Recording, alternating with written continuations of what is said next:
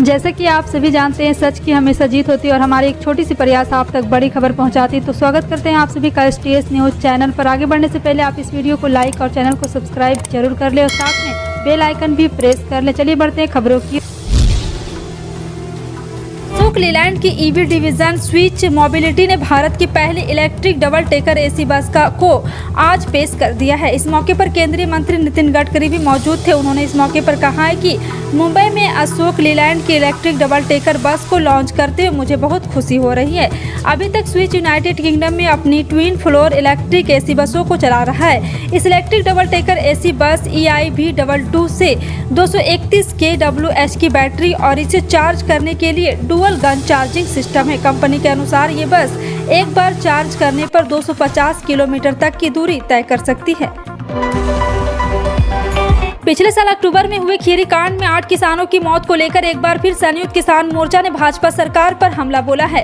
भारतीय किसान यूनियन के प्रवक्ता राकेश टिकैत ने कहा, आजादी के 75वीं वर्षगांठ किसी भी 75 घंटे खीरी में बैठेंगे। केंद्र सरकार पर निशाना साधते हुए टिकैत ने एक बार फिर खीरी कांड की याद दिलाई। उन्होंने कहा, 3 अक्टूबर को खीरी कांड में जो जघन्य वारदात हुई वह सबको पता है। इसके बाद भी हमारे लोग जेलों में बंद है। उन्होंने आगे कहा कि अजय मिश्रा टेनी आज भी अपने घर पर है, जबकि उन पर खीरी कांड की साजिश का आरोप है। टिकैत ने कहा कि पहले दिन से हम टेनी पर आरोप लगाने पर सरकार गिरा राज्य मंत्री को बचाना चाहती है। उन्होंने कहा है कि कानून सबके लिए बराबर है, जिसने जो किया उसकी सजा मिलनी चाहिए। नीतीश सरकार ने बिहार के सभी जिलों के प्रभारी मंत्रियों की सूची जारी कर दी है। डिप्टी CM तेजस्वी यादव को पटना और भोजपुर का प्रभारी मंत्री बनाया गया है, जबकि मंत्री विजय चौधरी के जिम्मे नालंदा और शेखपुरा का प्रभार है। RJD सुप्रीमो लालू प्रसाद के बड़े बेटे तेज प्रताप यादव को अरवल का प्रभार मंत्री बनाया गया है, जबकि ऊर्जा मंत्री विजेंद्र प्रसाद यादव को पूर्णिया और किशनगंज का प्रभार बनाया गया है। मुख्यमंत्री नीतीश कुमार ने महागठबंधन सरकार के 6 मंत्रियों को 2-2 जिलों का प्रभार सौंपा। डिप्टी CM तेजस्वी यादव के अलावा विजय चौधरी, विजेंद्र प्रसाद यादव, आलोक कुमार मेहता, अशोक चौधरी और संजय कुमार झा को 2-2 जिलों का प्रभार बनाया गया है। भारतीय जनता पार्टी ने रोहिंग्या मुसलमान के मुद्दे पर दिल्ली के मुख्यमंत्री पर हमले तेज करते हुए बृहस्पतिवार को आरोप लगाया कि अरविंद केजरीवाल अवैध प्रवासियों को रेवड़ी बांट रहे हैं और वोट बैंक की राजनीति के लिए देश की सुरक्षा से समझौता करने को तैयार है। केंद्रीय मंत्री अनुराग ठाकुर ने यहां पत्रकारों से चर्चा करते हुए कहा कि राजनीतिक लाभ के लिए केजरीवाल रोहिंग्या को मुफ्त में पानी, बिजली और राशन दे रहे हैं और दिल्ली सरकार अब उन्हें आवास देने की योजना बना रही है। अब वे उन्हें रेवड़ी बांट रहे हैं। रोहिंग्या शरणार्थियों को आर्थिक रूप से कमजोर वर्गों के लिए बाहरी दिल्ली के बक्करवाला में बनाए गए विभिन्न अपार्टमेंट में भेजे जाने को लेकर पिछले 2 दिनों से भाजपा और राजधानी की सत्ताधारी आम आदमी पार्टी के बीच वाकयुद्ध जारी है।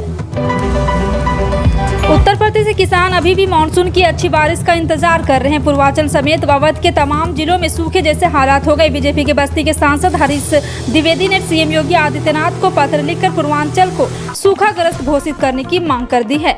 आज तक की टीम भी सूखे की हड़ताल करने जब लखनऊ में 40 किलोमीटर दूर इंटौजा में बस रेवाओं में गाँव पहुंची तो हालात सच में दयनीय दिखे। किसानों ने बताया कि इंद्रदेव नाराज है, जिसके चलते बारिश नहीं हो रही। धान बोया है पर पैदावार नहीं, जमीन छिटक गई है।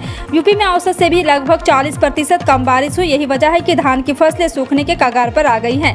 पूर्वांचल सहित उत्तर प्रदेश के कई जिलों में सूखे के आसार नजर आने लगे हैं। अन्नदाताओं के सामने अब जीवन यापन तक का गंभीर संकट पैदा हो गया है। रेवामाओ गांव में अमिलवा तालाब पानी से लबालब भरा रहता था, लेकिन इस बार तालाब पूरी तरह से सूख चुका है। किसान अमरिंदर भदौरिया कहते हैं कि अगर तालाब में पानी होता तो किसानों की काफी मदद हो जाती।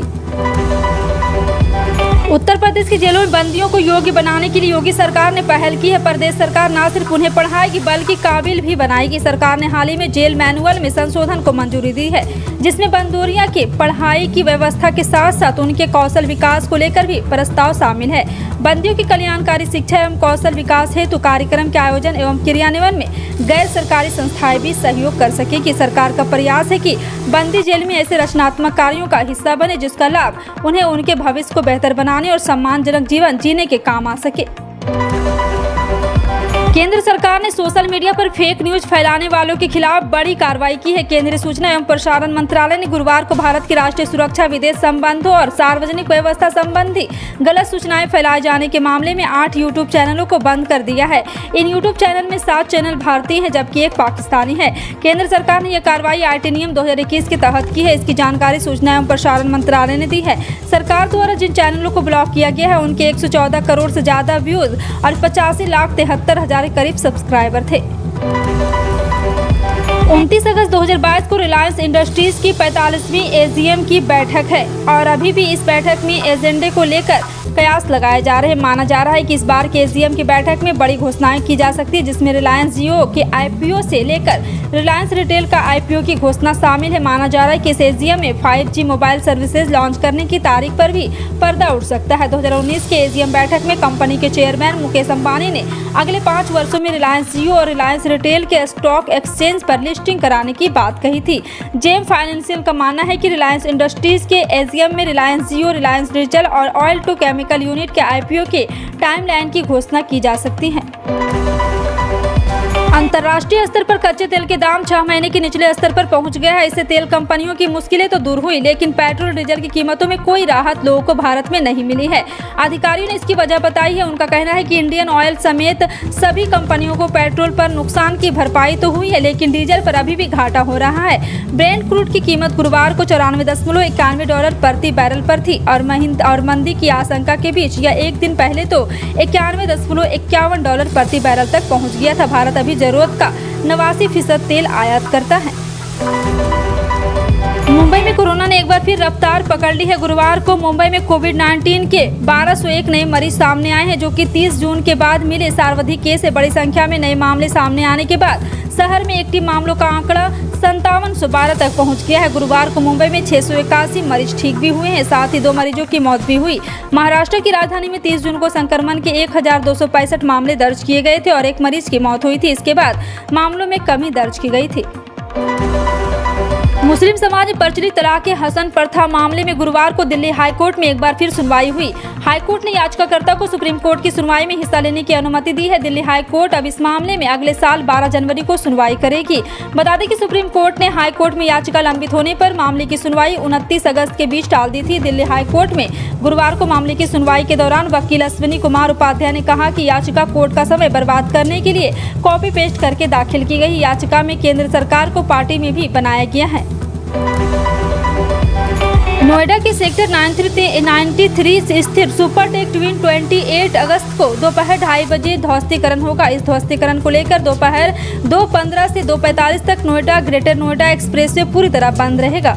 नोएडा के ट्विन टावर के 28 अगस्त को ट्विन टावर के ध्वस्तीकरण से पहले नोएडा अथॉरिटी का इवैक्यूएशन प्लान तैयार है, जिसके अनुसार ट्विन टावर के दोनों तरफ की सोसाइटी के निवासियों को सुबह 7 बजे से शाम 4 बजे तक अपना घर छोड़ना होगा। इस टावर के दोनों तरफ की सोसाइटी में 1396 फ्लैट भी है। जी हां, आपको बता दें कि इसके अलावा रेजिस्टेंट के अपनी गाड़ियां भी परिसर के बाहर निकालनी होगी। अगर किसी के पास एक से ज्यादा भी गाड़ियां हैं तो उनकी पार्किंग की व्यवस्था अथॉरिटी करेगा। वहीं ट्विन टावर के चारों ओर एक्सक्लूजन जोन बनाया गया है, इसके आगे की इजाजत जाने की नहीं होगी। वहीं आपातकालीन सेवा के लिए fire brigade ambulance twin tower के सामने अथॉरिटी के पार्क वाली सड़क पर मौजूद रहेंगे। जिम्बाब्वे के खिलाफ 3 मैचों की वनडे सीरीज के पहले मुकाबले में टीम इंडिया ने जिम्बाब्वे को 10 विकेट से हरा दिया। इसके साथ ही 3 मैचों की सीरीज में 1-0 की बढ़त बना ली। जिम्बाब्वे की टीम पहले खेलने के बाद सिर्फ 179 रन ही बना सकी थी। इसके जवाब में टीम इंडिया ने 30.5 ओवर में ही लक्ष्य का पीछा कर लिया। भारत के लिए गेंदबाजों के दमदार प्रदर्शन के बाद ओपनर शिखर धवन और शुभम गिल ने कमाल कर दिया। गिल ने नाबाद 82 और धवन ने नाबाद 81 रन बनाए। इससे पहले अक्षर पटेल, प्रसिद्ध कृष्णा और दीपक चाहर ने गेंदबाजों में 3-3 विकेट चटकाए थे। वहीं इस जीत के साथ ही केएल राहुल की कप्तानी में भारतीय टीम ने अनोखा रिकॉर्ड अपने नाम कर लिया है। समाजवादी पार्टी अध्यक्ष अखिलेश यादव ने उत्तर प्रदेश के पिछले विधानसभा चुनाव और रामपुर तथा आजमगढ़ लोकसभा सीट के उपचुनाव में सपा की पराजय के लिए चुनाव आयोग की बेईमानी को जिम्मेदार करार दिया और कहा है कि अगर आयोग ने ईमानदारी से काम किया होता तो नतीजे कुछ और ही होते। इसके साथ ही अखिलेश ने बिहार में हुए राजनीतिक बदलाव को एक सकारात्मक संकेत करार देते हुए उम्मीद जताई कि 2024 के लोकसभा चुनाव में भारतीय जनता पार्टी के खिलाफ एक मजबूत विकल्प तैयार किया जाएगा। अखिलेश ने कहा, बिहार में मुख्यमंत्री नीतीश कुमार के भाजपा नीति राष्ट्रीय जनतांत्रिक गठबंधन से नाता तोड़कर राष्ट्रीय जनता दल, कांग्रेस तथा कई अन्य दलों के साथ मिलकर महागठबंधन की सरकार बनाना एक सकारात्मक संकेत है। उन्होंने उम्मीद जताई कि अगले लोकसभा चुनाव में भाजपा के खिलाफ एक मजबूत विकल्प तैयार होगा। फिलहाल आपका इन सभी खबरों पर क्या कहना है, कमेंट सेक्शन में टाइप करके जरूर बताएं। इसी तरह की पल पल की अपडेट जानने के लिए जुड़े रहें आप अपने NTS न्यूज चैनल से। मिलते हैं अगली बड़ी खबर में, तब तक के लिए जय हिंद।